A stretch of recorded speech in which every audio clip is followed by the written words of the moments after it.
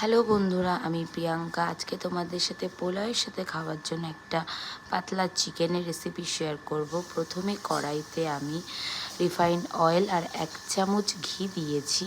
তারপরে দিলাম আমি গোটা গরম মশলা, তেজপাতা, শুকনো লঙ্কা। গরম হয়ে আসলে দিয়ে দিলাম পেঁয়াজটা হালকা মজে আসলে দিয়েছি আমি 1 চামচ চিনি। আর এখানে আমি একটা পেস্ট বানিয়েছি, এর মধ্যে আছে পেঁয়াজ না, রসুন, আদা, শুকনো লঙ্কা, কাঁচা লঙ্কা, টমেটো দিয়ে পেস্ট করেছি।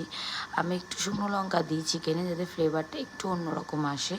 তারপরে হালকা কষে আসলে তার মধ্যে দিয়ে দিলাম আমি হলুদ গুঁড়ো আর লঙ্কার গুঁড়ো। আমি 2 টাইম এখানে লঙ্কার গুঁড়ো দিয়েছি আর পেস্টও দিয়েছি, তোমরা তোমাদের স্বাদ অনুযায়ী দেবে। দেখলে মশলা থেকে তেল পুরো ছেড়ে গেছে। তারপর দিয়ে দিলাম আমি চিকেন। হালকা দম হয়ে আসলে তারপর দিয়ে দিলাম ওখানে স্বাদ মতো নুন। আমি এখানে নুন একবারই দিয়েছি। তো অনেক দিন পর তোমাদের সাথে ভিডিওটা আমি শেয়ার করলাম। আমার ছোট্ট একটা চ্যানেল আছে, তো তোমরা সবাই ভালোবাসা দিও। তারপর দিয়ে দিলাম আমি আলু, আর এখানে দিয়েছি আমি গরম জল। নামানোর আগে দিয়ে দিয়েছি কসুরি মেথি।